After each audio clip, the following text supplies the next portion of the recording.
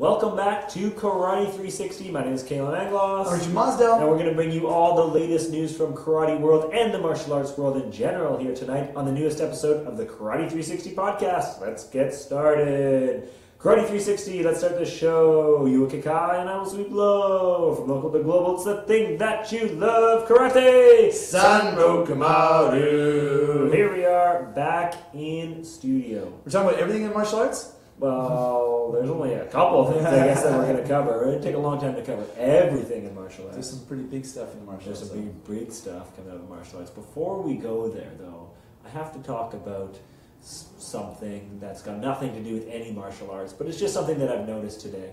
So I came from a small town, right? Not very many people, 2,000 people. In Japanese we call it inaka. Inaka, small town? Small town. So I came from an inaka, yeah. A very, very small town. And I used to visit Victoria, where I'm living now, where we're based out of. I used to visit Victoria, and when I did, you always take your time, you walk through the streets, you take in the scenery.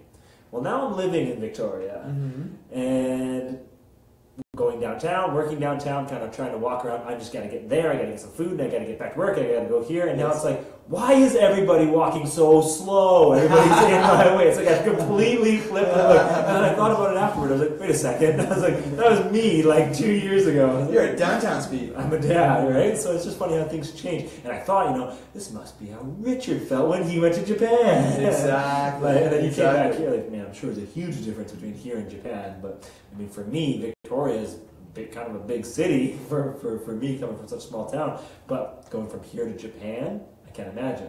When I was a kid, all I could think about was, I gotta move Vancouver. I gotta move Vancouver. Yeah, because you want that. You want the bigger. Yeah. The hustle and bustle. Totally. Yeah. And then I remember going to Mexico City, and I was like, yes, I love this. This is awesome. Yeah. And then went to Vancouver, and had some fun over there. And then actually went to Tokyo first for several years. Okay. Came back, went to Vancouver. Then I gotta go back to Tokyo. Vancouver's too slow. What's in Japan? What's like maybe a city in the outskirts a little bit that's a little bit slower than Tokyo, or a little Everything. Slower? Everything, really. So it's Tokyo. Tokyo is a planet by itself. Really, and then everything else is just its own world. Everything else is its own world. Ah, as soon as you get like an hour outside of Tokyo, or even 45 minutes, everybody slows down. Okay. Yeah, they just take a little slower. There's some parts. Not even very far from Tokyo, which almost feel like Polynesia. Okay. Especially in the summer, like t-shirts and shorts and walking around. It's like resort-like. Sure. But you like being in Tokyo, in the hustle. It's like New York City, Washington, D.C., and Los Angeles combined together. Wow. Right? With electricity just jammed right into it. I would get lost. I would get so lost. It's so much fun. No, I bet it is. And I can't wait to go. I just kind of thought about the differences. Like for me, I like being in there, in the hustle, but then I like to get out. I like to maybe live outside. Downtown area. No, like I'm funny. Like I really do like a quiet night to sleep. Yes, yeah. No, it's just, you know what it is. It's being able to be in a place where not that you want to interact with everybody because there's too many people. Mm-hmm. But if you want to go to a place where a lot of people want to just get things done, like get something done, do something new, try something new, get something done, and you want to meet people who are kind of like that, that's really fun. Like any city is like that. But then, people are coming into that place. So what's unfortunate in Japan is they're depopulating the countryside. Okay. Yeah. Right. So they're all just going central. Yeah, and so there's very few young people living outside in the countryside. So of course it's slower. Yeah. Yeah. But I remember coming back from Japan this last time, and people are teasing me like, "Hey man, you're in like Tokyo time or Asian time. Like it's just too quick." And you never stopped. Now you're just like always on that time. No, exactly. Yeah, especially when people I've had people tell me recently like, "You gotta like slow down. You're making us look bad." I'm like, "Sorry, keep up." I'm just gonna keep going. Like, that's right. Because one day I'm not gonna do anything, so I'm just gonna keep going. It's funny because when I'm in that energy, like in the downtown energy flow or whatever, I'm the same way. I pick up that energy. I'm like, let's go, work, let's do this, let's do this and that. And then when I'm out, I'm like, oh, okay, and we're done. I think the other thing too is, while I'm busy all the time, I'm always pacing myself. Right? Like I'm not getting my heart rate up really quick unless I'm working out. Like I'm like my minutes, especially recently, I'll come to work and I'll know, okay, it's 8 o'clock. I know I'll be working here until 10 or 11 at night, and every half an hour is booked. Yes. So I just pace myself, and I think that's important for anybody. The neat thing about martial arts, especially karate, is you have your karate lessons in the week, whether you're teaching them or training. By the way, if you're teaching, you've got to book time to train. For sure. Like you just got to. So many people talk about teaching too much and they stop training. Yes. And I think that's when they start losing touch with it. I would absolutely agree from experience. Oh yeah. So, and you hear that from older instructors in the 50s and 60s, like, oh, I actually stopped training. I just teach all the time. That's not the legacy you want. No. So it's neat because karate, you look at your week, you look at your month, you plug in all your training times, your work times, when you want to be with your family, and you can make it all work. Absolutely. So, yeah. And then you pace yourself, but then just do a lot. Just do a lot and just keep going. Like I have a hard time sitting on the beach. Really? Oh, I can't. It's impossible. I think I could sit on the beach. No. I would look at the waves and go, I gotta go. There's some kata that needs to be performed. Is beach practice a big thing in Japan? We used to have a beach practice every single year in my original dojo. Every year we used to just get everybody, go to the beach, do kata, do a class on the beach. Yeah.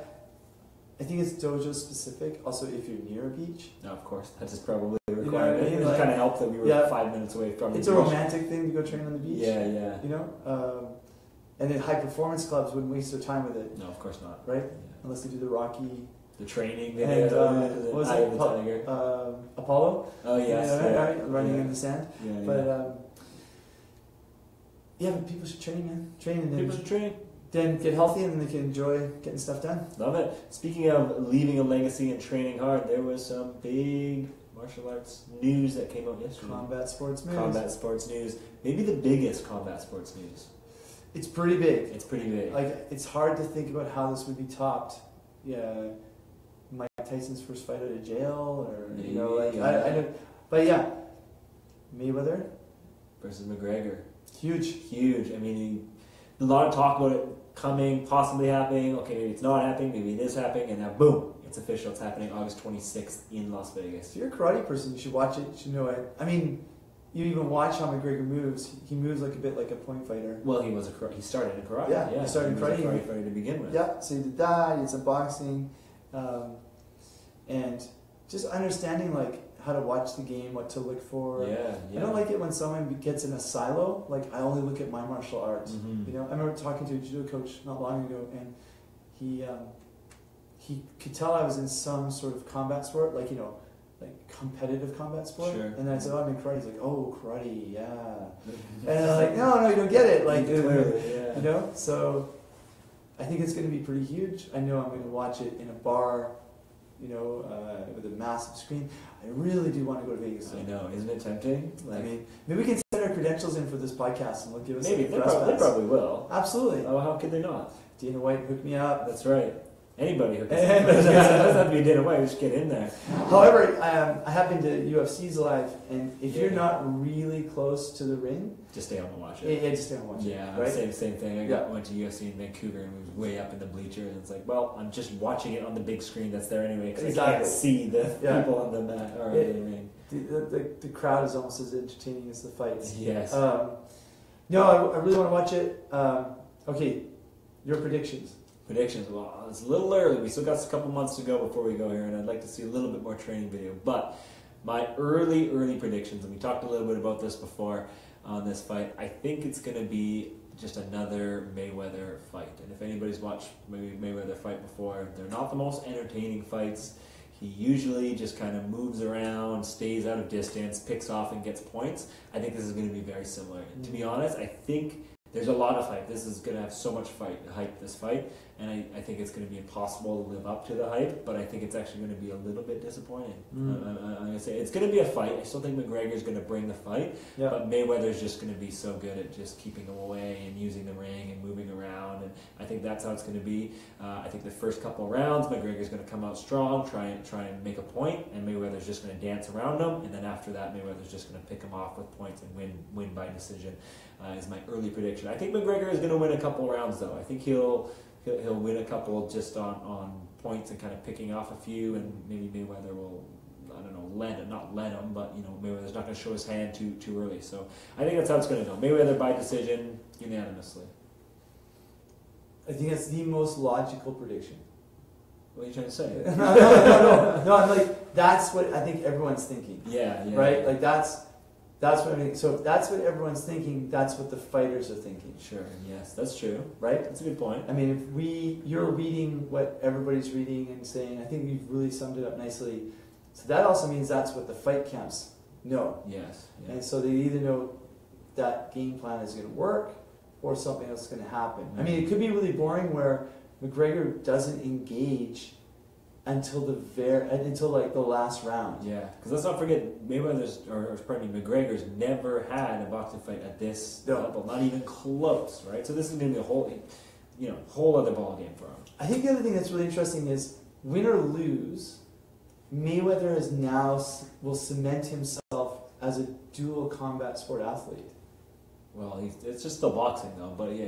What I'm saying is like, he could lose as long as he doesn't lose in like the first 10 seconds. And it's a joke. Yes. Like he could lose, but after this, every 6 months he'll do once a UFC fight, and then 6 months later he'll do a boxing match. Right. Like I actually think I disagree. I think this will be his last fight, regardless. I think a one and only. A one and only. I think a one and done. And I think you're right though. I think this.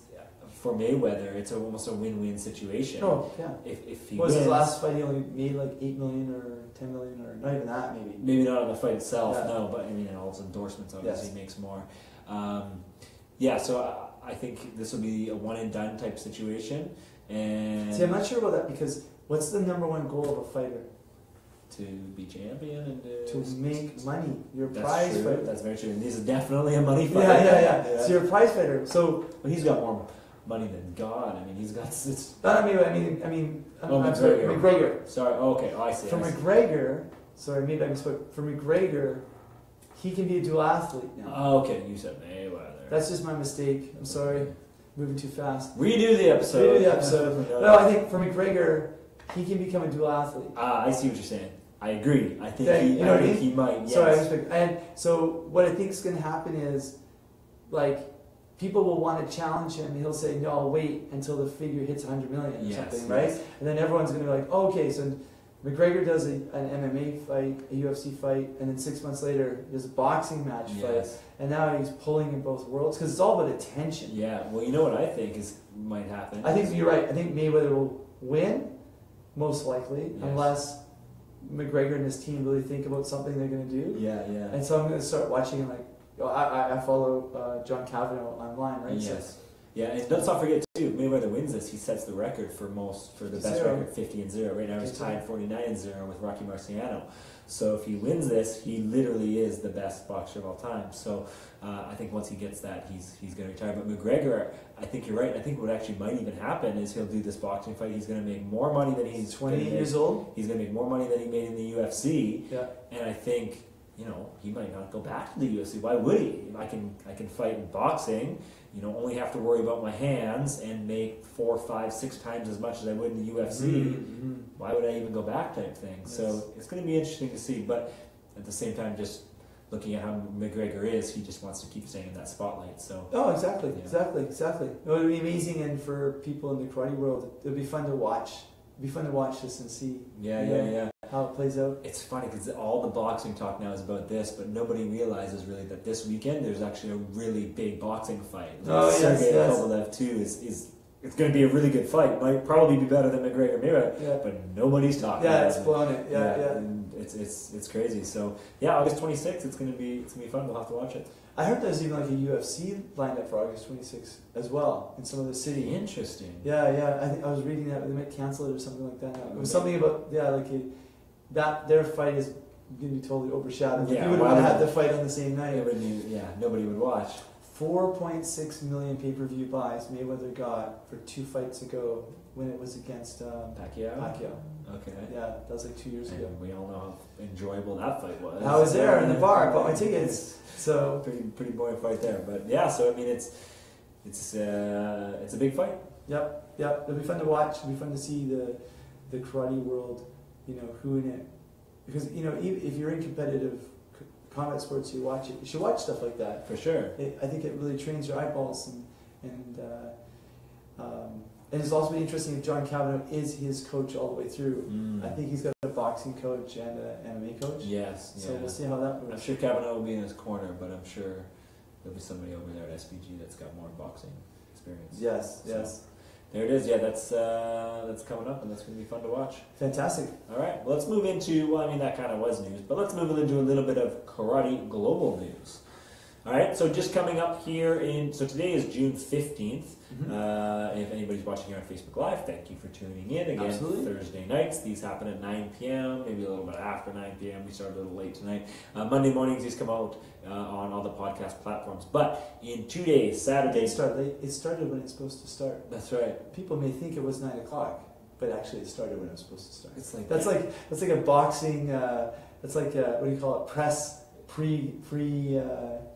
Pre-fight press conference. No, it was supposed to start when it's supposed to start. That's when the universe came together. It's like a kind of little nerd moment here, but Lord of the Rings, Gandalf. Yes. A wizard is never late. That's right. He only arrives when he is needed or something. There you like go. Yeah. Same idea. We only start when we're needed. Yeah, we've got everyone smacking their heads right now. What are you guys talking about here? Anyways, what were we talking about? World Karate Day, June 17th. International World Karate Day. Yes. So don't forget that, and if you're listening on Monday morning, you missed it. But maybe celebrate. We have a connection. For what? International World Karate Day. We have a big connection with it. Wow. What are you talking about? Because the Canada Open video that we performed in, you videotaped part of it. The other part was videotaped. I videotaped the whole thing. Thank you. Well, what I'm saying is you videotaped the whole thing, and then we I also see. we also took other video clips. Yes. Okay. And Big Owen in our club cut it all together in a 4-minute video. Yes. Yeah. And we put it on YouTube. We sent the link to the Karate Canada president, Craig Pokey, and he sent it off to the World Karate Federation as Canada's contribution. That's right.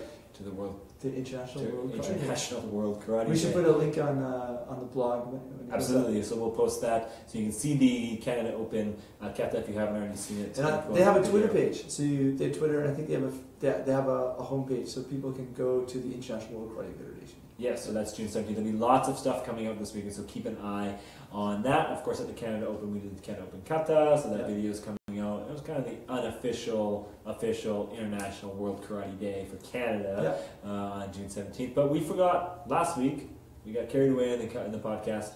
We talked about the PKF championships. We didn't even go over the Canada Open Championship. Oh, no way. I mean, that just blows PKF away. It just blows everything away. Yes. World Karate Day is nothing without the Canada Open. Let's go over it. Let's go over the results. Let's go over the elite adult results. Because that's some serious stuff. That's right. So Canada Open, for those of you that weren't there, why were you not there? First of all, you should have been there. Everybody was there.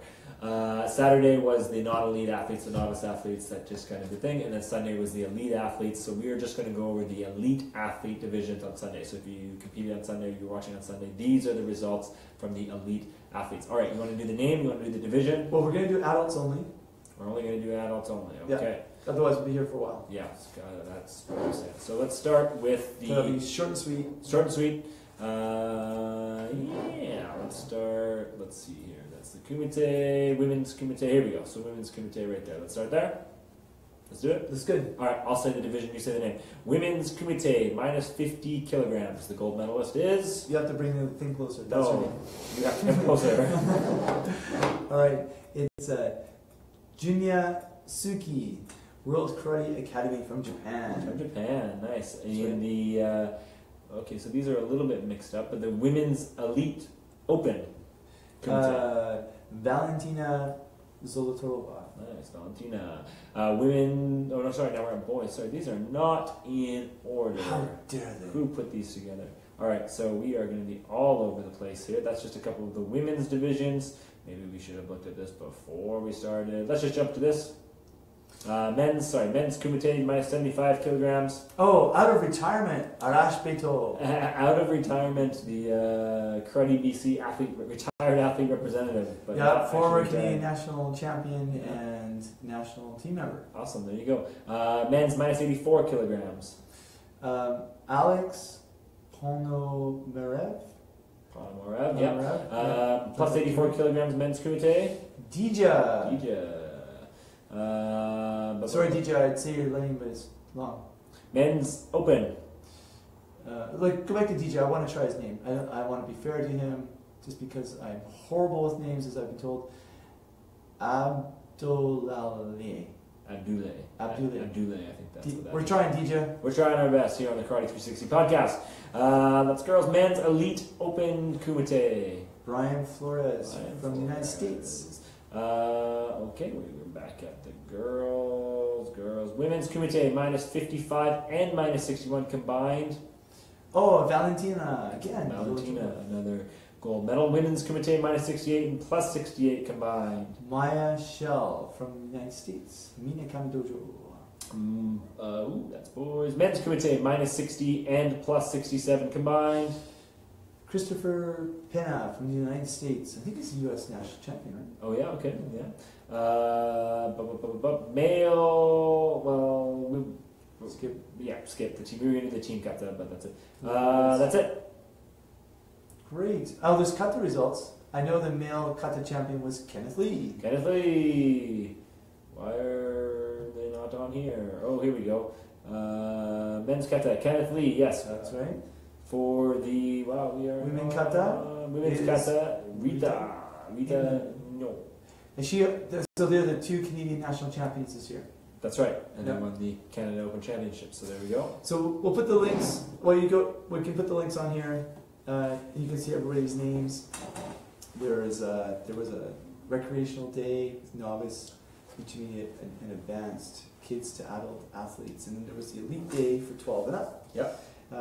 So it's all up there.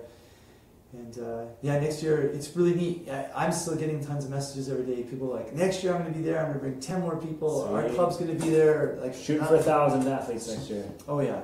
And we're going to run out of officials before we run out of getting athletes. That's all right. We'll figure that out. One official per ring. Yeah. Yeah. How about the mirror system? Oh dear God. But I'd even go with a mirror. Yeah. Like a physical mirror on the other side before a mirror system. That's funny.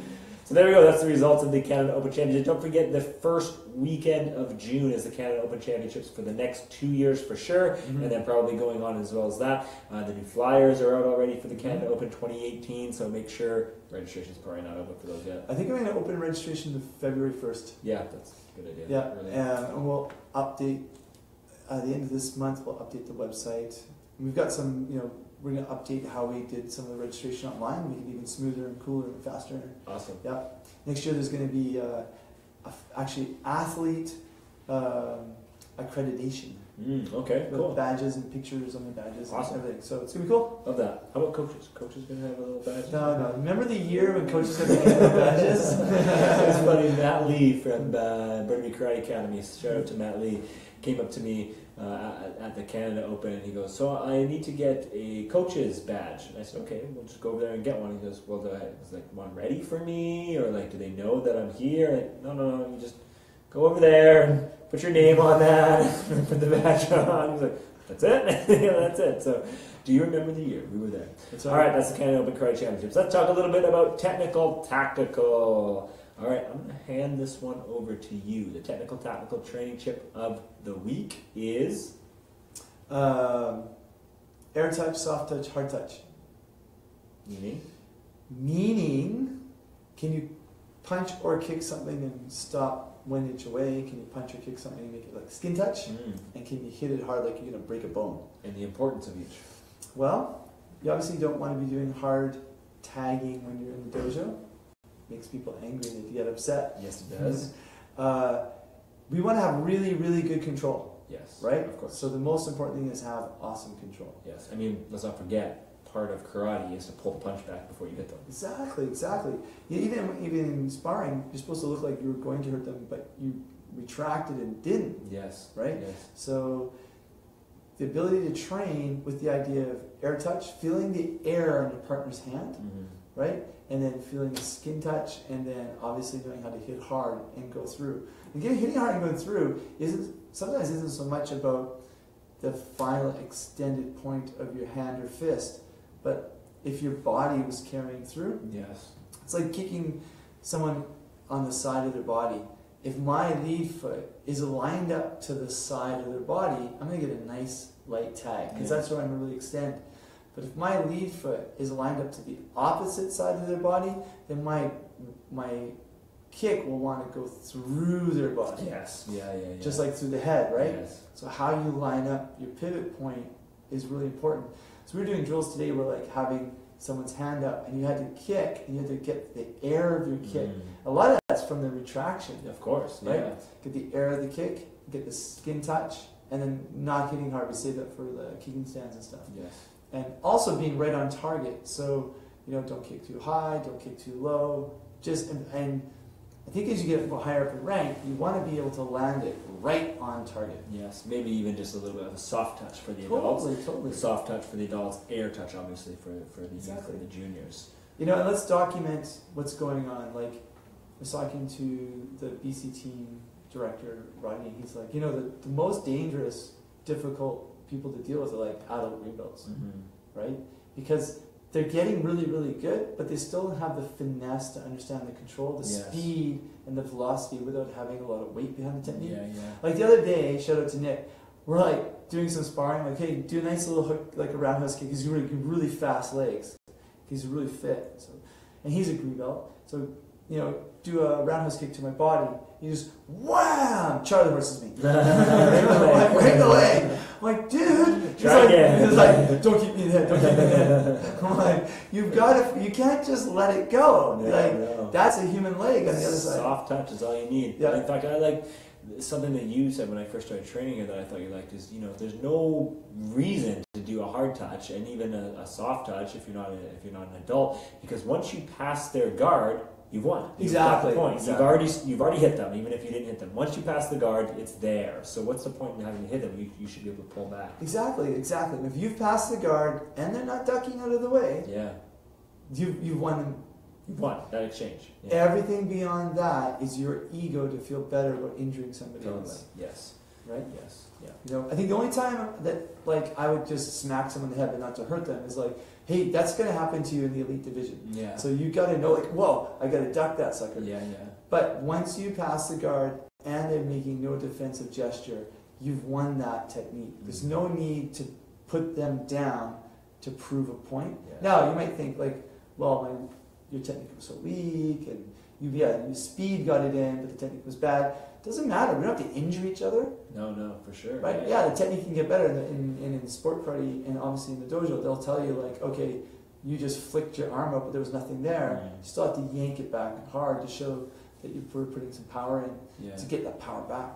Yeah. So just train for the air touch and the soft touch. I also think it's important to train at that point when you're tired too, because of course when you're tired, you've been working hard at the end of training, you're going to be a little bit more inclined to not have as much good control. So you need to have control, obviously, in that situation and be able to score points. So it's good to think about that even when you're tired. Totally. And I notice when you're tired, you got to pinch it more. Like, don't stand a little higher. Yeah. Don't drop your shoulders a little. Like, literally, you really got to, because remember, we're trying to train the muscle to change. Yes. When you get tired, you'll see kids stand higher, not balance as much. They're not actually going to make any change in that lesson. No. You have to push that smaller drill technique and have some fun. There you go. Always have fun.